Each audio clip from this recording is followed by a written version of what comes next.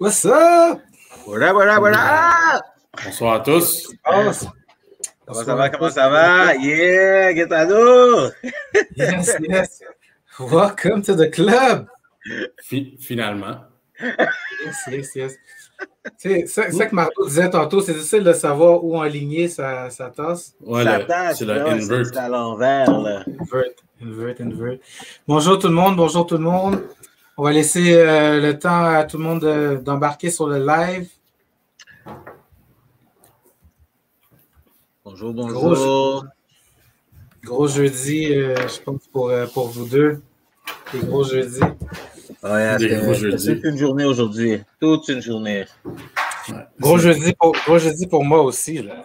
Ouais, le nouveau shirt qui est sorti. Nouveau shirt. Moi, je suis prêt, là. Moi, je suis prêt que la saison embarque, là. Je sais pas pour vous. I'm ready to go. Moi, je suis comme bon, ça vient, là. Mais tu sais, je suis un fan de soccer, mais je suis pas plus que ça, tu sais. Ouais. Il pas comme moi. J'ai juste hâte de savoir si... Oh, Shiv is in the... Shiv, how you doing? On a perdu Jerry. Ouais, on a perdu Jerry, il va sûrement revenir. Ah, mon fils veut dire allô, Gaetano. Bonjour, monsieur. Ça va bien? Okay, Alexis, go to bed. Thank you. C'est ton plus vieux, ça? Ouais, ça, c'est mon plus vieux. Alors, Jerry a disparu. Il est parti. Je sais pas qu'est-ce qui se passe. Il y a dip. Ouais, il y a juste bounce. Welcome back. Sorry, guys. Technology, I don't know. Je suis mieux, il n'a pas aimé le jersey, le nouveau jersey. So Shiv, we're drinking. I'm drinking your tea right here. I'm not sorry, but I will tomorrow morning. So pour ceux qui le savent pas, Shiv va être notre invité demain. Sobson. Donc Shiv va être notre invité demain sur le show. Est-ce qu'il y a une raison pourquoi Gates est en... Je suis là. Mais t'es noir. Non, parce que je pense que tu es comme un peu brouillé. Je pense que le monde se demande pourquoi ils ne peuvent pas te voir bien. Comme peut-être ton écran, je ne sais pas. J'ai rien fait. Ça a changé depuis tantôt. Est-ce que tu vois bien sa face, toi, Mardo? Je le vois. C'est peut-être un petit peu embrouillé, mais je le vois quand même bien. Là. Moi, je me vois super bien. Je me trouve beau. Alright, c'est peut-être mon boot-out qui a fait ça. Donc, je disconnecte mon répondeur. Oh, what happened? We see everyone. Perfect. Much better. Oh, yeah. That's great. Okay. So, ce que je voulais dire, c'est que c'est ça. Donc, demain, on a comme invité Shiv Joshi, qui est propriétaire de Greystone Organic Teas, comme vous voyez ici. Des thés biologiques sont très bons, sérieusement. J'ai commencé à boire ça la semaine passée, fait que sérieusement, là, je recommande très fortement. Puis en plus, c'est biologique, donc on adore ça. Et c'est local. Exactement. Une entreprise locale de Pointe-Claire. Également, on aimerait remercier tous ceux qui ont été là avec nous à la première édition de ce Facebook Live avec Gaetano. On était au-dessus de 280 la dernière fois sur le live. Donc, merci à tout le monde qui ont été là. Merci à tout le monde qui ont participé. C'était vraiment le fun. Et même merci à ceux qui ont envoyé des questions pour le sujet d'aujourd'hui, qui est les investissements.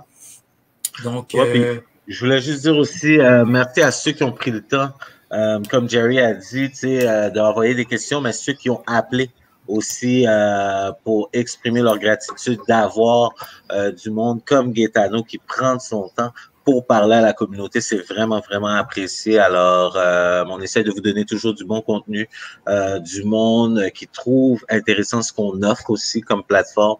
Alors, ça nous fait plaisir. Puis merci encore à Gaetano de faire partie de cette aventure, définitivement. Exactement, Thank exactement. you. Merci à vous. Avant de commencer, là, on voulait un peu prendre le temps de peut-être parler de qu'est-ce qui s'est passé depuis la dernière fois qu'on a été ensemble en live. Ben, déjà, Gaetano a reçu sa tasse. Oui. Welcome in the club, Gates. Un gros moment. Officially a season 2 guy. Exactement. Il a dit, je suis season 2 guy. Oh, man. Puis deuxièmement, tu sais, il y a eu le Super Bowl. Ouais. Depuis la dernière fois qu'on s'est vu, est-ce que vous avez besoin des informations du live d'aujourd'hui pour pouvoir reprendre votre cash? Oui. Certains ont besoin de Kleenex, certains ont besoin du live. C'est pour ça que je fais de l'overtime. Moi, j'ai pas gagé, là, mais si j'avais gagé, je serais dans le trouble. Ben, je serais vraiment dans le trouble.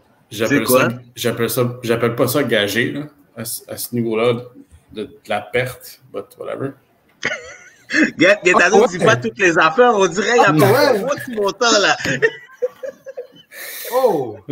OK. Fait que toi, tu n'as vraiment pas aimé. Toi, tu n'as vraiment pas aimé Brady, c'est ça que j'allais dire. Non, tu sais, je l'aime plus depuis qu'il est plus avec la Nouvelle-Angleterre. Là. I'm a Dolphins fan. I'm sorry. OK. I know, je devrais même pas être dans la conversation parce qu'on we stink, mais c'est de sa faute si on stink de cette façon-là. Fait que, oui, je l'aime pas beaucoup.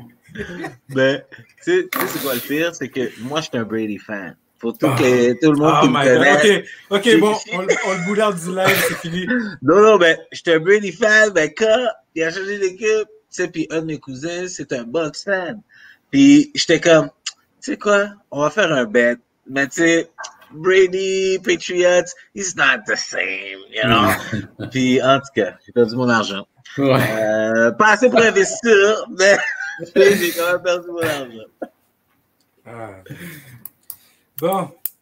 Fait que, on va rentrer dans le vif du sujet. Oui. Donc, comme je disais tantôt, on est là pour parler finances, puis parler investissement. La dernière fois, là, on a fini la conversation, puis tout le monde était comme vraiment primé pour parler d'investissement et tout ça. Donc, on s'est dit, c'est clair que le sujet d'aujourd'hui, ça va être les investissements.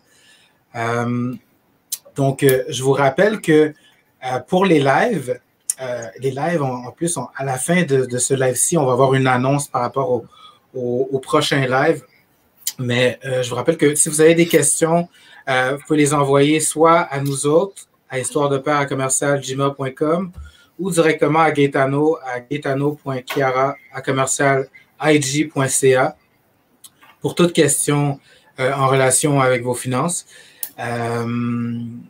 Donc, pour commencer, on va y aller par une question assez générale, une question qu'on a eue du public sur notre courriel Histoire de Père. Donc, quels sont les principaux véhicules d'investissement qui existent? OK, merci. En fait, c'est une super question, puis c'est une question qui peut être très élaborée.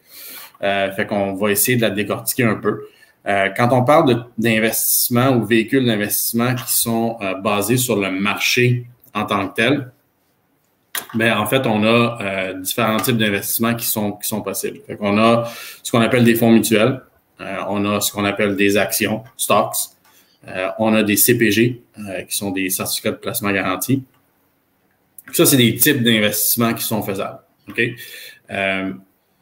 Une action, tout le monde, ou à peu près tout le monde sait c'est quoi, c'est quand on achète une action ou une part d'une compagnie qui est rendue publique. Donc, Facebook, Amazon, Google, ça, c'est toutes des compagnies qui sont publiques, puis on peut avoir une certaine partie en achetant des actions de ces compagnies-là. Un fonds mutuel, dans le fond, c'est quelque chose qui va regrouper une série d'actions différentes, 125 différents titres d'actions dans un fonds mutuel. Puis un CPG, ben en fait, c'est un certificat qui est garanti, un placement en garantie qu'on peut avoir aussi n'importe où, puis qui peut être sur une certaine portion basée sur le marché. Les différences majeures entre les trois, une action, ça bouge beaucoup. Il y a beaucoup de volatilité dans une action. Amazon, si j'utilise Amazon comme un exemple, il y a quelques années, ou il y a à peu près 2 ans, Jeff Bezos avait annoncé son divorce. Au moment de l'annonce de son divorce, ses actions ont pris à peu près une chute de, je dirais, 13 ou 14% cette journée-là, simplement parce que ça avait été fait public que sa future ex-femme, ou sa femme qui allait être son ex bientôt, détenait 50% des actions que lui qui détenait de la compagnie. Donc, ça a eu un impact sur tous les investisseurs et tous les connaisseurs de la compagnie. Donc, ils ont été obligés de faire une deuxième annonce. Ils ont été obligés de faire une conférence de presse, Mme Bezos, disant qu'elle n'allait pas toucher ses actions puis que c'est Jeff qui en avait un peu le contrôle pour elle. Puis là, il a repris du jour au lendemain. Donc, on voit un peu la volatilité. C'est sûr que quand ils font les nouvelles, Facebook a fait les nouvelles aussi il y a quelques années au niveau des élections, puis tout le scam là, pour essayer de sway les votes du côté à Trump et tout ça. Donc, c'est sûr que ça plante à ce moment-là tout impact négatif, en fait. Un fonds mutuel est plus facile à gérer sur le long terme dans cet aspect-là parce que c'est quelque chose qui ne va pas nécessairement dériver d'un titre. Il y en a plusieurs dans le fond. Donc, c'est plus facile à gérer à long terme. Si on compare, c'est de comparer, mettons, un Sea-Doo à un navire de croisière. Faire les virages, c'est beaucoup plus difficile avec un navire de croisière versus un Sea-Doo qui peut faire un virage assez abrupt. Dans cette optique-là, ça vous donne un genre de parallèle. Pour ce qui est du CPG, mais c'est un certificat de placement garanti, puis c'est un investissement qui, normalement, va être non accessible. L'argent n'est pas accessible. On signe un contrat, il y a une date de maturité, et à partir de cette date-là, ou à partir de la date qu'on signe jusqu'à la date de maturité, on n'a pas accès au fonds. Okay? Fonds mutuel, normalement, on a accès à la liquidité. Les actions aussi, on fait des ventes, on fait des transactions, puis on peut avoir accès à la liquidité au moment où on en a besoin. Maintenant, ceci étant dit, ces véhicules d'investissement-là peuvent être placés dans différents types de comptes. On a des comptes qui sont non enregistrés et des comptes qui sont enregistrés. Quand on parle de non enregistré ou enregistré, on parle de enregistré avec le gouvernement fédéral. Donc, un compte non enregistré, ce serait un compte d'investissement bien simple.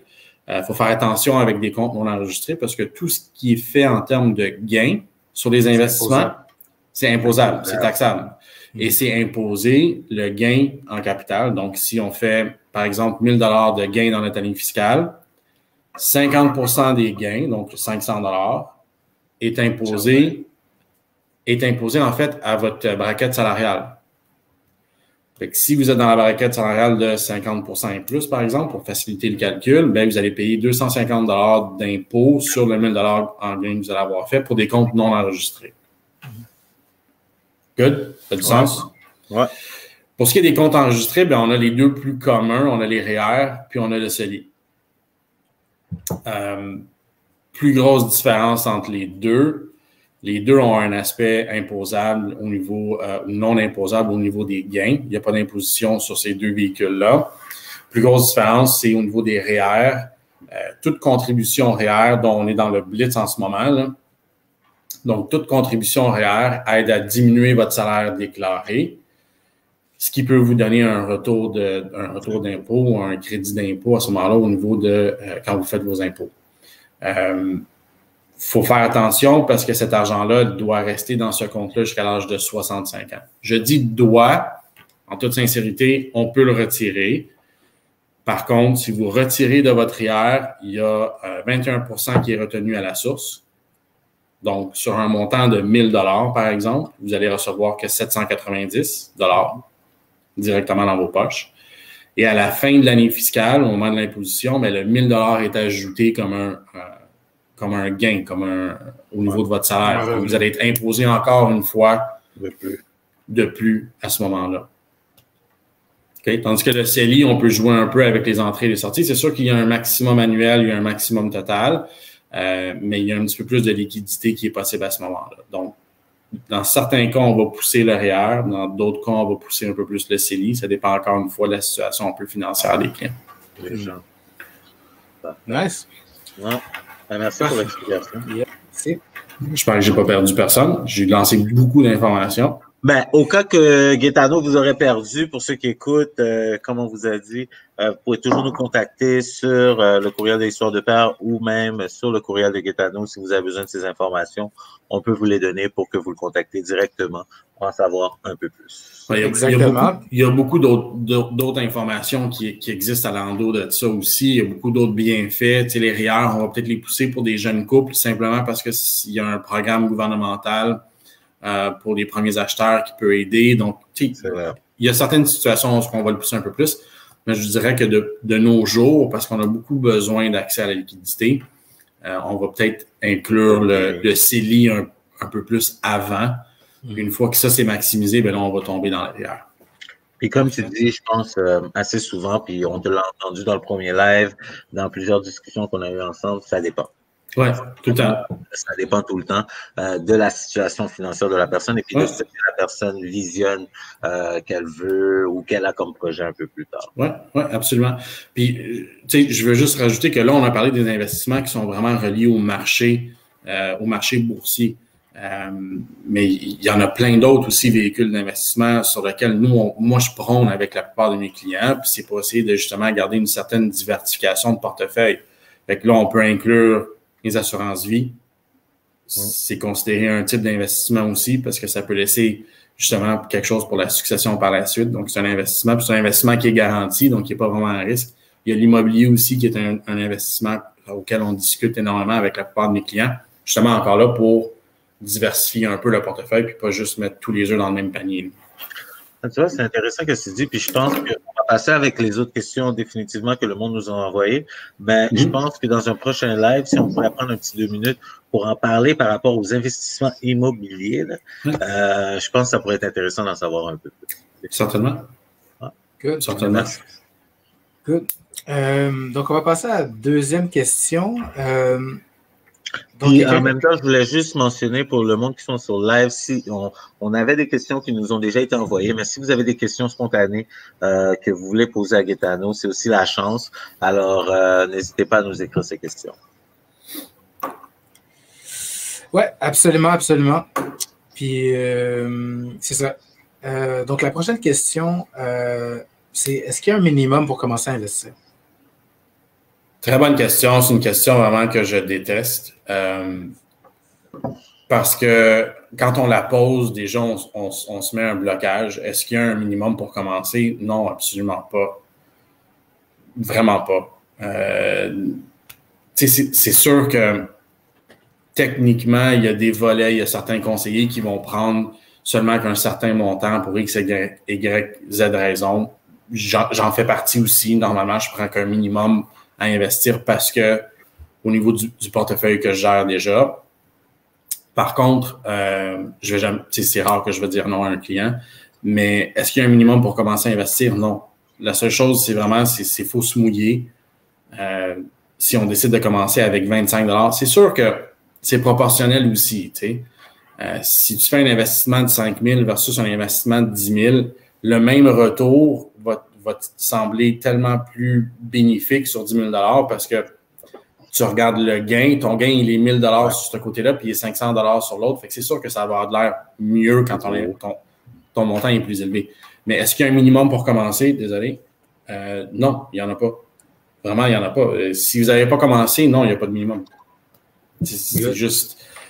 Nike, c'est Nike qui l'a mieux dit depuis l'histoire de toutes les annonces. C'est just do it. C'est exactement ça. Je vais juste, je ne sais pas si Jerry, on a un petit problème technique. Je reçois des petits messages du monde qui me disent qu'ils n'entendent pas. Oh. Je ne sais pas. Est-ce que le monde entend mieux maintenant? Est-ce que le son est correct? Je viens de recevoir un message. Dans le live, j'ai pas de commentaires comme quoi. Ouais. Ça a été un texte, ok. Ben, on peut continuer. Je me suis dit que j'en revenais, mais on continue, on regardera ça. OK, il y a un commentaire ici. Attends. I can hear. Bon, c'est bon. OK, c'est bon. C'est bon. Super. Ah, oh, Thank you. c'est mes enfants, ça! Fait que c'est ça. Est-ce qu'il y a un minimum pour commencer? On entend bien. Parfait. Non, il n'y a pas de minimum. Vraiment, la seule chose, c'est de commencer. Hey, Pat! All right, guys. So, next question. C'en est une bonne. Puis c'est surtout avec la COVID, puis tout ce qui s'est passé. Il y a des gens qui ne l'ont pas eu facile. Mm-hmm. Donc, la question, c'est que je me remets d'une proposition aux consommateurs. J'ai une situation financière précaire. Qu'est-ce que tu me suggères? C'est une très bonne question. Si on peut peut-être commencer pour les gens. Ouais, pour ceux qui ne savent pas, c'est quoi une proposition au consommateur? Exactement. Ben, en fait, une proposition au consommateur, c'est l'étape avant déclarer une faillite personnelle. Donc, c'est vraiment quelqu'un qui a, je dirais, qui s'est surextensionné au niveau du crédit, puis qui a de la difficulté à faire des paiements. Donc, prend des ententes avec avec les gens avec qui il doit de l'argent, avec les créditeurs, en fait, puis va rembourser ce montant-là. Donc, ça limite beaucoup la planification, si on veut. Mais ça ne veut pas dire que ça l'élimine nécessairement la planification ou la possibilité d'avoir une planification financière. Tout au contraire même. À ce moment-là, quand j'ai des clients qui m'arrivent avec une situation telle quelle, ben, je leur retourne la question en disant, ben, c'est quoi la priorité ici? Est-ce qu'on veut remonter le crédit? Est-ce que le crédit vraiment a été affecté ou est-ce qu'on a fait une proposition justement pour éviter que la cote des crédits soit affectée? Parce qu'on sait que la cote des crédits va affecter pas mal tout ce qu'on fait dans notre vie, là, au niveau financier. Donc, si c'est le cas, ben, il y a des situations où on va mettre en place un plan pour essayer de remonter la cote des crédits. En ayant travaillé dans le domaine de des cartes de crédit, justement, Jerry, tu l'as fait aussi pendant des années, il y a beaucoup de trucs qui peuvent faire en sorte qu'on peut remonter une cote de crédit assez rapidement, telle que prendre une carte de crédit sécurisée s'il le faut. Si on est capable de se faire approuver sans une carte de crédit sécurisée, ben à ce moment-là, c'est de prendre une carte de crédit où est-ce qu'on peut gérer la limite. Puis gérer la limite, là, ça ne veut pas dire je prends une limite de 500, je dépense mon 500 puis je paye le 500 tout de suite. Non. L'idéal, ce que les cartes de crédit les compagnies de cartes de crédit aiment voir, c'est si on est capable de gérer justement la limite qu'on a sans la dépasser ou sans la maximiser. Fait que le golden rule, c'est souvent dans le monde de cartes de crédit, c'est de dire on va essayer de garder la balance à 50% de la limite de crédit. Puis faire des paiements, évidemment, mensuels en totalité autant que possible. De cette façon-là, ça démontre aux compagnies de carte de crédit qu'on n'a pas un problème de crédit. Si ce n'est pas le cas au niveau de la cote financière, de la cote de crédit, bien à ce moment-là, la planification financière, ça va un peu avec la question que vous avez mentionnée tantôt. Est-ce qu'il y a un minimum pour commencer à investir? Non. Dans ce cas-ci, je ferai la même chose, c'est que j'essaierai de mettre le plus de lousse possible de côté pour essayer de justement accroître le patrimoine, que ce soit un 20 $ par 2 semaines, 30 $ par 2 semaines, whatever it is, pour essayer de commencer à faire une traction puis de monter un coussin qui permettrait justement à se remonter là, financièrement pour cette personne. Fait qu'il y a des possibilités. C'est pas.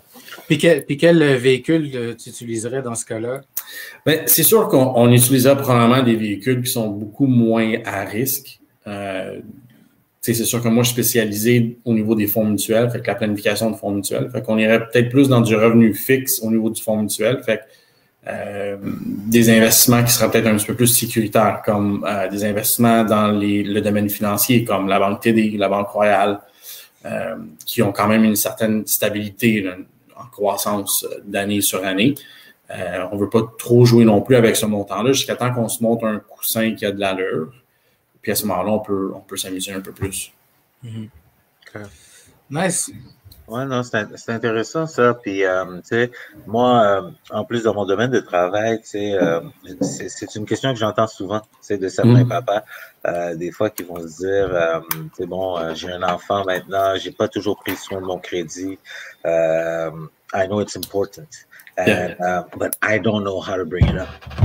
Je sais pas quoi faire ou exactement pour être en mesure de réparer cette erreur-là, pour être en mesure d'acheter ma première demeure avec ma femme ou quoi que ce soit. Alors ça, c'est vraiment quelque chose que toi, tu vas être en mesure aussi d'accompagner ces gens-là qui auraient ce genre de questionnement-là. Oui, absolument, absolument. Puis je te dirais que si je peux juste lancer quelque chose, un genre d'appel à tous, là, le plus gros problème avec le crédit, c'est qu'on le demande tout le temps quand on en a besoin. Puis souvent, quand on le demande quand on en a besoin, on n'obtient pas ce qu'on a de besoin. Gaetano pour président. Et toi, les Haïtiens, ils disent des affaires comme ça, mais Gaetano pour président. Aïe, aïe, aïe. Avec le crédit, faut être capable de le gérer, puis il faut être capable de le gérer dans le sens que des fois, on va en avoir trop, qu'on n'a pas besoin, mais c'est pas mauvais non plus. Tu sais, encore là, je dis pas d'accepter toutes les lettres que vous recevez là, de « Ah, vous êtes préapprouvé pour un 10 000 ». Non, c'est pas ça que je suis en train de dire non plus. Mais il y en a certains, oui, que tu sais, keep it in your back pocket, garde la carte de crédit dans le freezer jusqu'à temps que tu en as besoin s'il faut. Mais une fois qu'on est arrivé à un point où est-ce qu'on en a absolument besoin, là, souvent c'est trop tard. Tu sais quoi, Gaetano? En tout cas, je vais prendre juste peut-être 30 secondes pour ajouter quelque chose là-dessus. Oui, vas-y. Est-ce que toi, tu en vois beaucoup, étant immigrant moi-même, est-ce que tu vois beaucoup d'immigrants? Parce que je sais que c'est un sujet du jour, que beaucoup d'immigrants, ils arrivent ici, tu sais, on leur jette des cartes de crédit, tu sais, mais eux, ils sont comme, oh mon Dieu, OK, ben je vais toutes les prendre, puis ils gaspillent. Puis finalement, ils se retrouvent bourrés de dettes, ils ont des cartes de crédit un peu partout. Est-ce que toi, c'est quelque chose que tu vois beaucoup dans le domaine où ce que tu es? Honnêtement, non. Non? OK. OK, good, c'est bon. Parce que justement, la plupart avec qui j'ai fait affaire, quand j'étais directeur de succursale, parce qu'on voyait une certaine clientèle rentrer à tous les jours, c'est souvent eux qui nous disaient non, j'en veux pas, justement, parce que il y a comme une certaine peur de dire si c'est trop facile, j'en veux pas. Okay. Non, I'm gonna get in trouble. Puis c'est bien dans un sens. Ben oui. C'est juste que notre économie à nous, notre économie fiscale, elle est faite peut-être un petit peu différente parce que c'est bon d'avoir du crédit. Tu sais, c'est con, là. J'adore les analogies ou comparisons, puis vous le savez, là. Mais c'est comme quelqu'un qui est à la diète puis qui veut prendre du bon gras versus du mauvais gras. Ben, il y a du bon crédit puis il y a du mauvais crédit. Il s'agit juste de savoir où est-ce qu'on s'en va, dans quel sens. Puis... J'aime tellement ces comparaisons. C'est juste de savoir, comment s'aligner et quel genre de crédit peut être à notre bénéfice. Okay, parfait. Merci. Nice. La prochaine, c'en est une très bonne. Je ne sais pas si tu vas l'aimer, Gaetano. Tu me fais peur quand c'est des choses comme ça. Donc, la prochaine, c'est quelle est la différence entre une banque et Investors Group gestion de patrimoine? OK. Oui, super bonne question. Je pense que je suis quand même assez bien placé pour l'expliquer un peu. Parce que tu as fait les deux, hein, pour le monde. Oui, j'ai fait les deux. J'ai travaillé 17 ans dans le monde, dans les banques, dans une banque. J'ai été directeur de succursale pendant les 8 dernières années, puis j'ai été directeur de centre d'appel aussi, fait que j'ai vu un peu tout le domaine bancaire de cet aspect-là. C'est quoi la plus grosse différence? Ben, en fait, c'est les outils qu'on a avec IG Gestion de patrimoine versus les banques. C'est les outils. C'est la panoplie de possibilités d'investissement qu'on a aussi. Donc, je m'explique. En ayant les outils et en ayant une panoplie de différents produits qu'on peut offrir, différents types d'investissements qu'on peut offrir, ça nous permet, avec IG de gestion de patrimoine, de faire un portefeuille qui va vraiment être personnalisé. OK? Comparativement à une banque ou une institution financière qui, au volume de clients qu'ils reçoivent dans une journée, ne peuvent pas nécessairement se permettre d'entraîner tous leurs conseillers financiers à avoir une panoplie là, d'investissements possibles à leur disposition. Fait que souvent, qu'est-ce qui va arriver? C'est qu'ils vont vous faire remplir un questionnaire. Moi, je vais le faire remplir aussi, le questionnaire, en pensant, là, parce que ça nous donne quand même une idée de où est-ce que je vais mettre mon client ou dans quel genre d'investissement que je vais le placer. La seule différence, c'est que j'ai plus que 3 options. Je peux en avoir jusqu'à 6 différentes catégories. Je peux avoir conservateur, je peux avoir conservateur moyen agressif, très agressif. Tandis que dans une banque, généralement, on a conservateur, moyen et agressif. Donc, ça limite un peu le type d'investissement qui peut être fait dans une banque. Puis dans une banque, je parle spécifiquement au niveau de la succursale. Okay. Spécifiquement au niveau de la succursale. Parce que dans les banques, ils ont des très bons planificateurs financiers aussi. C'est juste que dans une succursale en tant que telle, ils sont limités dans ce qu'ils peuvent offrir. Tandis que nous, on peut faire un portefeuille beaucoup plus personnalisé. Puis quand tu dis personnalisé, c'est parce que moi, en tout cas, pour avoir travaillé en intervention longtemps, j'entends vraiment le mot accompagnement. Mm-hmm. Puis, alors vous, sans dire que les banques ne le font pas, mais vous avez peut-être la chance de mieux accompagner le client, tandis que la banque, they're on the clock, kind of. So, they get the ball rolling. Oui, they're on the clock, absolument. Puis je te dirais que l'autre plus grosse différence, c'est que s'il y a une certaine croissance qui se fait avec un client de façon assez exponentielle, tu sais, je donne un exemple très banal, là. Un client qui gagne la loto, OK, puis qui ça fait 10 ans qu'il fait affaire avec un conseiller financier en succursale, gagne la loto, décide d'investir 500 000 $. C'est pas le conseiller en succursale qui va le suivre. Il va falloir qu'il le transfère à quelqu'un d'autre qui va pouvoir gérer ce montant-là. Tandis que c'est sûr qu'avec nous, chez IG Gestion Patrimoine, on peut suivre nos clients de 0 jusqu'à 100. Il n'y a pas de A jusqu'à Z. Il n'y a pas de délaissage. Non, il n'y a pas de limite. Il n'y a pas de limite minimale, il n'y a pas de limite maximale non plus. C'est sûr que, comme je te dis, il y a des conseillers qui vont prendre qu'un certain volume et plus. Théoriquement, je suis dans cette classe-là qui devrait commencer à le faire aussi, mais j'ai de la misère à dire non. Okay. So, we pay for the experience. Ce serait comme comparer du proprio à un agent immobilier. Oui. Ouais, exactement. C'est sûr qu'on a un frais. Il y a des frais dans les banques aussi. On a les mêmes frais. Ben oui. Puis c'est la plus grosse différence entre faire des actions versus faire des fonds mutuels. Faire affaire avec quelqu'un qui fait des fonds mutuels. Les actions, tu peux les faire tout seul. Fonds mutuels, c'est sûr qu'il y a un frais à payer, mais tu payes pour l'expérience. Tu payes pour... pour le guidance. Exactement. Oh, mais merci beaucoup. Merci beaucoup. Ça fait plaisir. Nice. On aurait peut-être une dernière question.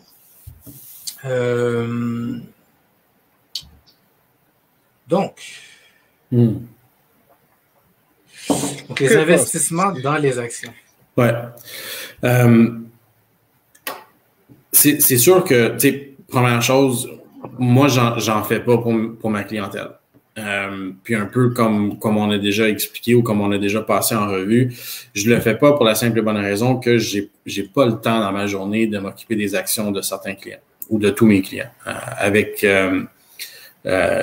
la base de clients que j'ai déjà, je peux pas me permettre d'être sur un ordi à longueur de journée à savoir qui a quelle action, puis est-ce qu'on fait ci, est-ce qu'on fait ça. I can't. Ceci étant dit, je le recommande quand même. S'il y a des clients qui veulent en faire, puis j'en ai beaucoup qui ont une partie de leur portefeuille avec moi, puis une partie de leur portefeuille qui sont en action. On a des conversations au niveau des actions. J'essaie de les aider le plus possible. Une action, contrairement à ce qui est connu ou ce qui est le plus souvent mentionné pour une action, c'est que c'est pas un type d'investissement qui va te rendre millionnaire du jour au lendemain. Est-ce qu'on en a entendu? Est-ce qu'on en entend des histoires comme ça? Oui, absolument. Mais ce qu'on n'entend pas, c'est toutes les autres histoires où ça n'a pas eu lieu. C'est sûr. Écoute, je peux aller prendre un café chez Tim Hortons, puis il y a quelqu'un qui va me voir, puis qui va me dire, OK, toi, demain, tu es acteur, puis je deviens le prochain, je m'en ai dit Brad Pitt, mais on va dire Kevin James.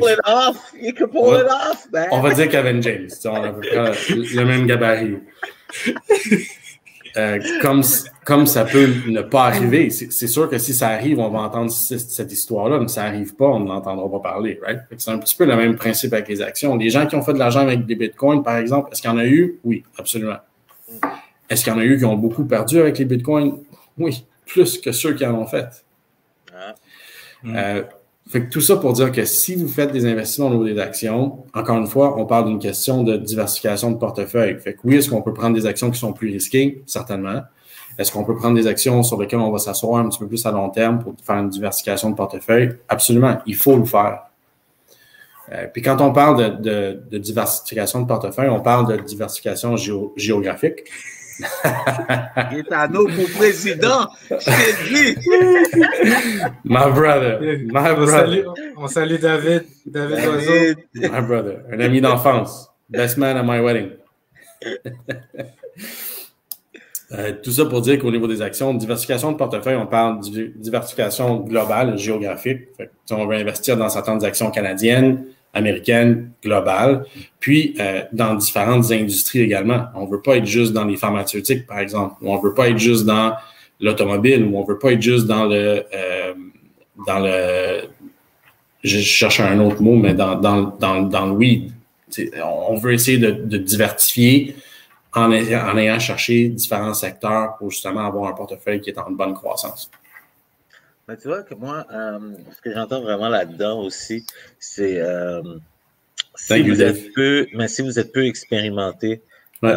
Allez chercher du monde qui connaissent, qui sont au courant de ce sujet-là et puis qui peuvent vous guider parce que c'est facile de tomber dans le mythe de comme tu sais quoi, lui a fait plein d'argent puis il m'a dit que ça fonctionne, alors moi demain je mets ma maison là-dedans, là, tu sais, puis tout perdre. Tesla. Ouais. Ben, écoute, est-ce que c'est une bonne option, Tesla? C'est un super beau commentaire. C'est sûr que ça va prendre de l'ampleur parce qu'il y a tellement de hype en arrière de la compagnie. Mais honnêtement, un gars de chiffre comme moi qui regarde Tesla ne croit pas en cette compagnie-là parce que leur profit, leur marge de profit, elle est pas là du tout. T'as dit quelque chose de gros, là? Mais ça c'est moi, ça c'est personnel, tu sais. Puis il faut essayer justement de faire des décisions qui sont personnelles au niveau des investissements. Fait get on the hype train avec Tesla, absolument, c'est sûr que ça va faire de l'argent. Mais fais attention parce que quand il va y avoir des mouvements qui vont se faire au niveau de la compagnie, s'il y a d'autres choses qui commencent à sortir, là, ça va être un petit peu différent. Tu sais. Amazon, c'est un peu la même chose. À chaque année, ils augmentent leur chiffre de profit annuel ou leur chiffre de vente, mais leur profit de profit margins reste tout le temps la même parce que leur coût augmente aussi. Est-ce que c'est une façon intelligente de gérer? Oui. Penny stocks. Penny stocks. Ouais, ça, je suis curieux de t'entendre là-dessus, sérieux. Dan, bonne question. Je pense que le monde sont intéressés. C'est difficile de donner une réponse vraiment directe. Je te dirais, amuse-toi avec les penny stocks. Go for it. Okay. Il faut le faire un peu pour voir qu'est-ce qui fonctionne, qu'est-ce qui fonctionne pas. Par contre, penny stocks, souvent, encore là, c'est des... je ne veux pas dire des hit and miss, mais il y en a qui vont faire très bien, puis il y en a qui ne le feront pas. Fait que, tu sais, encore une fois, c'est une question, comme n'importe quoi dans l'investissement, c'est mets pas toutes tes offres dans le même panier. Si tu as 100 pièces à investir, mets-les pas toutes en penny stocks dans une compagnie parce que tu dormiras plus, là. Tu veux savoir qu'est-ce qui se passe. Fait que, encore une fois, en ayant un portefeuille qui va être diversifié, ton penny stocks, il y a des fortes chances qu'il va augmenter ou il n'augmentera pas, mais il y a d'autres choses qui vont contrebalancer pour faire une augmentation par après. Wow. Nice, sérieux, merci beaucoup. Ouais, merci. Je pense qu'on peut sentir l'intérêt du monde. On a commencé à parler de stocks, le monde s'est réveillé un petit peu. ouais, non, sérieux. Exact. Honnêtement, je pense on est parti avec ce concept-là de 30 minutes. Là, on va buster le 40 minutes. On va être obligé de faire une heure, les gars. Bientôt, là. Moi, je me dis, tu vois, tu me dis 40 minutes. Moi, je n'ai pas senti 40 minutes du tout. Le contenu est tellement pertinent. Je pense qu'en même temps, il ne faut pas oublier, on parle d'histoire de père, on est des pères de famille. On pense que c'est un concept quand même assez important pour nous. Qu'on parle d'investir pour le futur de nos enfants ou quoi que ce soit, et pour la population qui nous écoute. Alors, que ce soit 40 minutes, que ce soit une heure, donnez-nous vos feedbacks aussi à ceux qui écoutent le live. Si vous en voulez plus, on va vous en donner plus définitivement. Mais profitez de l'expérience qu'on vous offre sur ce plateau-là. Si vous avez besoin de quoi que ce soit, contactez Gaetano, tu sais. Et puis, je pense que la leçon qu'on peut un peu tous repartir un peu ce soir, vraiment, c'est que if you don't know, just ask. Because it's better that you ask than you miss. So, Ouais. Absolument. Puis de commencer. Yeah, you gotta start somewhere. Si vous ne l'êtes pas déjà, là, just do it. Yeah. Faites un petit quelque chose, peu importe ce que ça peut être, là, mais vous donnez un petit peu un goût, puis de là, de bâtir sur quelque chose qui va être beaucoup plus profitable. Exactement. Exactement. Moi mon takeaway d'aujourd'hui, c'est diversification. Ah oui, c'est super important. Diversification, puis une revue régulière aussi, parce qu'il y a beaucoup de changements. L'année passée, là, avec tout ce qui s'est passé au niveau de la COVID, moi, j'ai changé quelques de mes portefeuilles où est-ce que je suis sorti un petit peu des investissements globaux, qu'on parle de Chine, Inde, tous ces pays-là qui ont été quand même assez durement frappés par la COVID, qui ont eu de la misère à remonter au niveau économique. Puis on a shifté un petit peu plus. Moi, j'ai shifté un petit peu plus de cette portion-là au niveau canadien. Je dirais mi-avril, début avril, pour la simple et bonne raison que le marché canadien a tellement baissé quand la COVID a frappé, quand on a eu le premier confinement et tout était fermé. Il y a vraiment plein de monde qui ont eu peur, et avec raison. Je dénigre pas qu'est-ce qui s'est passé. Mais ça a été des opportunités vraiment pour aller chercher quelque chose dans le marché canadien ou dans les investissements canadiens qu'on n'avait pas vu depuis une couple d'années. C'est vrai. Le marché économique US va tout le temps être le marché économique US. Ils sont 330 millions de personnes. On ne peut pas ne pas investir aux États-Unis. C'est les plus gros consommateurs sur la planète. Fait que c'est sûr que la plupart de leurs choses vont être bénéfiques et ils vont vous donner un bon retour. Mais il ne faut pas non plus dénigrer ce qui se passe avec l'économie canadienne en ce moment. Là, il y a une belle remontée qui est en train de se faire. Nice. Wow. Merci beaucoup. Good. All right. Ben, sérieusement, merci. Merci à ceux qui ont été sur le live. Sérieux, on a eu beaucoup d'interactions comme cette fois-ci. Ouais. Puis au début de l'émission, au début du live, je vous ai parlé de ce qui allait un peu changer pour la suite des choses. En fait, dans les prochaines semaines, en fait, au mois de mars, attendez-vous à avoir plus de live. Donc, c'est une bonne nouvelle qu'on vous annonce. Attendez-vous à avoir des annonces dans les prochains jours. Là, on va faire plus de live avec Gaetano au mois de mars. Il y a une raison précise pour ça. Vous allez avoir tous les détails bientôt. On ne vous vend pas la mèche. On vous vend pas la sauce. Et en attendant, guys, sérieusement, merci d'être là. Merci de commenter. Merci de partager. On apprécie tous vos feedbacks.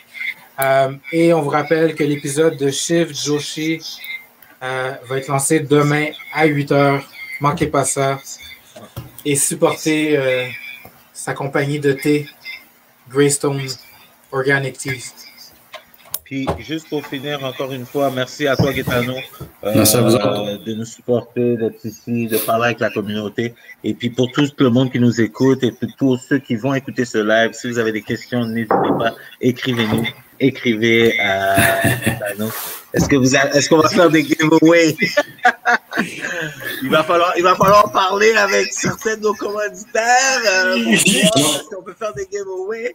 Mais je peux en faire des giveaways. Je fais pas de giveaway d'argent, mais deuxième vérification de ton portefeuille gratuite anytime. Wow! Vous avez entendu ça? Deuxième vérification de ton portefeuille gratuite anytime. Alors, je pense que tu as du monde qui sont très contents, qui vont nous écrire pour ton numéro de téléphone. Alors, ça va sonner dès demain. Mais merci à tous. Puis encore une fois, merci de nous écouter, merci de nous suivre. C'est toujours une histoire de terre. Thank you, guys. Bonne soirée à tous. Bonne soirée. Ciao.